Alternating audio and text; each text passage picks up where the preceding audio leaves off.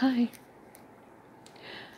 एखादा वाईट गेलेला भूतकाळ असेल एखाद्या माणसाचा, तर त्या भूतकाळाला कायमचा स्टॉप लावता येतो का? फुल स्टॉप लावता येतो का? हा आहे आजचा विषय माझा.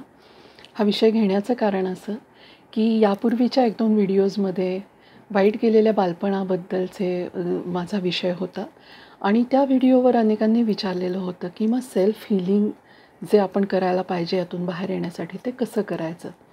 तर ह्यातनं तुम्हाला त्याबद्दल काही टिप्स नक्कीच मिळू शकतील. तर असा वाईट भूतकाळ खरं तर अनेकांचा आपल्यापैकी अनुभव असू शकतील आणि ते विविध तऱ्हेचे अनुभव असू शकतील. म्हणजे एखाद्याचं बालपण वाईट गेलं आहे हे एखाद्याच्या बाबतीत असेल. आर्थिक परिस्थितीमुळे जो काही त्रास सहन करावा लागला ते एक कारण असू शकतं. कधी-कधी शारीरिक दुखणी असतात मागे लागलेली. घरात कोणाचं तरी आजारपण असतं त्यामुळे झालेलं दुर्लक्ष असेल किंवा आई-वडिलांनी जसं मी आधी म्हटलं आहे तसं की बालपणच तुमचं इतकं वाईट गेलेलं असेल, दुर्लक्षित असाल, तुमच्या बेसिक नीड्ससुद्धा नीट भागवल्या गेलेल्या नसतील, असं अनेक तऱ्हेचं बालपण प्रत्येकाला मिळू शकतं. किंवा पुढे जाऊन तारुण्यातही असे काही अनुभव असू शकतील. काही जणांना वाईट ब्रेकअप असतो आयुष्यात आलेला. नोकरीचे काही प्रॉब्लेम्स असू शकतील, अनेक तऱ्हेचे प्रश्न असू शकतील. पण तो एक वाईट भूतकाळ होता असं आपण म्हणू शकू. आत्ता ती परिस्थिती नाही आहे, पण होतं काय, की त्या परिस्थितीवर जर त्यावेळेला काही मात केलेली नसेल किंवा त्याकडे त्या तऱ्हेने हील केलेलं नसेल, तर त्याचे पडसाद आपल्याला पुढच्या आयुष्यात, पुढच्या वयामध्ये दिसू शकतात आणि ते खूप त्रासदायक होतं. तर यासाठीचा पहिला उपाय काय असू शकतो, ज्याला आपण प्रथमोपचारसारखं म्हणूयात. तर ज्या क्षणी असं काही आपल्या आयुष्यात घडत असतं, तर त्यावेळेचा तर पहिला उपाय हाच असतो, की त्याकडे दुर्लक्ष जितकं करता येईल तितकं करणं आणि त्याच्यापेक्षा अतिशय महत्त्वाच्या असलेल्या आपल्या आयुष्यातल्या काही ज्या गोष्टी असतील त्यांच्याकडे नीट लक्ष देणं. एका छोट्याच पार्टवर कॉन्सन्ट्रेशन करणं आणि हा जो भूतकाळ आहे त्याला तात्पुरतं तरी का होईना विसरायचा प्रयत्न करणं. अशा जागा टाळणं, अशा व्यक्ती टाळणं, अशा वस्तू टाळणं, की ज्याच्यामुळे या गोष्टी वारंवार आपल्याला आठवत राहतील. तर हे सगळं झालं, की एक प्राथमिक उपचार आपण म्हणू शकतो, की पटकन त्यातनं बाहेर येण्याचा उपाय झाला. पण लाँग टर्ममध्ये तुम्हाला ह्या भूतकाळावर पूर्णपणे मात करायची असेल, तर त्याला एक चांगला फुल स्टॉप देता आला पाहिजे. तर आपण कंप्लीटली त्यातनं बाहेर येऊ शकतो. तर हा फुल स्टॉप कसा असू शकतो? तर जेव्हा आपल्याला तसा पुरेसा वेळ मिळेल स्वतःवर काम करण्यासाठी आणि आपली इच्छा असेल आणि आपल्याकडे ती शक्ती असेल, तेव्हा जे काही आपल्या बाबतीत घडलं त्याचा एक चांगला ॲनालिसिस आपल्याला करता यायला पाहिजे. या ॲनालिसिसमध्ये तुम्हाला ह्या गोष्टी कळू शकतात, की प्रत्येक ॲनालिसिसमध्ये व्हाय हा प्रश्न विचारला, तर हे असं का झालं? आपल्या बाबतीत का झालं? जी काही उत्तरं आपल्या हातात लागू शकतात. काही प्रश्नांना उत्तरं नसतील, पण काही प्रश्नांची उत्तरं नक्की हातात येतात. त्यामध्ये तुम्हाला समोरच्याची चूक दिसू शकेल किंवा मग आपल्याही चुका दिसू शकतील. तर योग्य ॲनालिसिस केला तर आपल्याला डेफिनेटली आपलं काहीतरी चुकलं आहे किंवा समोरच्याचं काहीतरी चुकलं आहे, हे निश्चितपणे कळू शकतं. शेवटी आपल्याला हील करायचं असेल तर मन उत्तरं मागतं आणि जेव्हा मनाला उत्तरं मिळतात तेव्हा मन शांत होतं. तर त्यामुळे हे यातनं शोधून काढलं पाहिजे, की ओके समोरच्याची चूक असेल तर त्यात फारसं आपण काही करू शकत नाही. पण आपली चूक जर असेल तर ती काय झाली, का झाली किंवा भविष्यात ती होणार नाही यासाठी आपण काय करू? किंवा समोरच्याची जरी चूक असेल आणि आपण त्यात जर खूप दुखावले गेलो असू, तर कुठेतरी आपण ही पण समजूत करून घेतली पाहिजे, की मग आपणही कुठेतरी समोरच्याला ओळखायला चुकलो का? आपला जो त्याच्याबद्दलचे समज होते, त्या माणसाविषयीचे ते आपले काही चुकलेत का? आपण समजून घ्यायला चुकलोय का? असे सगळे ॲनालिसिस केल्यानंतर काहीतरी हाती लागतं.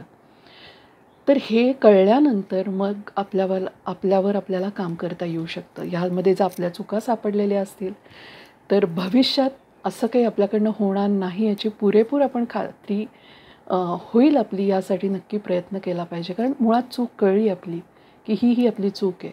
तर डेफिनेटली ही चूक आपल्याला टाळता येऊ शकेल का ह्यावर माणूस नक्कीच विचार करतो. प्रश्न आपलं काय चुकलं हे कळत नसतं म्हणूनचा असतो किंवा समोरच्याचं सुद्धा काय चुकलं हे कळत नसतं म्हणून येतो. ही स्टेप झाल्यानंतरचा पार्ट येतो तो म्हणजे नरिशिंग. बघा कुठचंही एखाद्या माणसाचं ऑपरेशन झाल्यानंतर त्या ऑपरेशनला हील होण्यासाठी एक टाईम लागतो. एक वेळ डॉक्टर पण सांगतात, की अमुक-अमुक एवढा वेळ लागेल हे सगळं परत ठीक व्हायला. तसंच मनाचं पण आहे. तर हा सुद्धा एक काहीतरी आघात आहे मनावरचा जर आपलं भूतकाळ वाईट असेल तर. तर तो हील होण्यासाठी पण एक सर्टन टाईम लागणार आहे आणि तो आपण द्यायची मुळात तयारी ठेवली पाहिजे की हो याला काहीतरी वेळ लागणार आहे. ह्या वेळेमध्ये जसं आपण एखाद्या शरीराला काही प्रॉब्लेम झाला असेल तर त्याला एक नरिशमेंट देतो. नरिशमेंट काय देतो आपण? चांगलं फूड, चांगलं अन्न घेतो, शरीराचं पोषण होईल असं अन्न घेतो, मनःशांती चांगली मिळेल असं बघतो, स्वच्छ हवा, ह्या सगळ्या गोष्टी बघतो, हायजीन बघतो, ह्या सगळ्या गोष्टी आपण करतो नरिशमेंट फॅक्टर म्हणून. तर हे मनाचं पण नरिशमेंट करण्याची खूप गरज असते. तर इथं मनाचं नरिशमेंट कसं करू शकू? तर पहिली तर गोष्ट, कुठच्याही मनाचं हिलिंग याच्यासाठी प्रचंड पॉझिटिव्हिटी लागते, तरच मनाचं हिलिंग होऊ शकतं. ही पॉझिटिव्हिटी तुम्ही कुठून मिळवणार? जर तुमच्यामध्ये ती नसेल तर त्यावर अनेक उपाय आहेत ज्याच्यातनं तुम्ही पॉझिटिव्ह होऊ शकता. जसं की आता माझ्या पोस्ट असतील किंवा असंच कोणाचं काही लिखाण असेल ते वाचून तुम्हाला त्यातनं काही विचार मिळू शकतात जिथे आपण पॉझिटिव्हली पुढे जाऊ शकतो.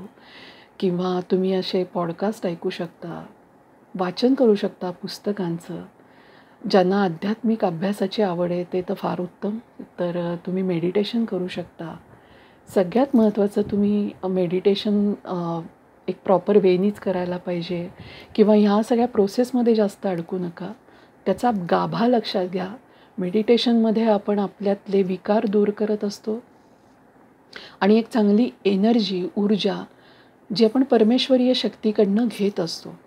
कारण तुम्ही देव कुठचाही माना, मूर्त स्वरूपात माना, मानू नका, पण कुणीतरी तर आहे जे हे सगळं जग क्रिएट करतं आहे आणि ते तसंच चालू आहे. ग्रह तारे अजूनही आपल्याच कक्षेमध्ये फिरतात, ते कुठे इकडे तिकडे होत नाही. तर ऋतुचक्र चालू आहे, कुणीतरी हे क्रिएट केलं आहे. तर तो जो कोण परमात्मा आहे त्याची शक्ती आपल्याला मिळावी यासाठी मनातून त्याचं आवाहन करायचं, मला ही शक्ती मिळो आणि मी चांगल्या तऱ्हेने हील व्हावं, हे म्हणणं, हे म्हणजेच मेडिटेशन आहे. ते तुम्ही कुठच्याही पद्धतीने करू शकता, चांगले विचार घेऊ शकता. या सगळ्यातनं तुम्हाला पॉझिटिव्हली या सगळ्यातनं मात करायला उपयोग होऊ शकेल. आणि सगळ्यात महत्त्वाचा शेवटचा फॅक्टर म्हणजे जे आपण ज्याच्यातनं गेलो या चुकांवर खूप काम करावं लागेल. या आपल्याकडनं परत होणार नाहीत ह्याची काळजी घ्यावी लागेल. ज्या माणसांमुळे आपल्याला त्रास झाला आहे त्या माणसांमध्ये परत आपण इमोशनली अडकणार नाही याची काळजी घेतली पाहिजे. स्वतःला अशा कुठच्याही वाईट शक्ती, माणसं यांच्यापासून दूर ठेवण्यासाठीचे प्रयत्न केले पाहिजेत. यासाठी स्वतःत फार मजबूत राहिलं पाहिजे. आणि सगळ्यात महत्त्वाचं, कसंही मोल्ड होऊ शकतो आपण, आपला विकास शेवटपर्यंत होऊ शकतो, हे कधीही विसरायचं नाही. त्यामुळे जेही बिघडलं आहे, मोडलं आहे, ते आपणच स्वतःच दुरुस्त करू शकतो, हा विश्वास मनात ठेवायचा. तर सगळं काही ठीक होऊ शकतं.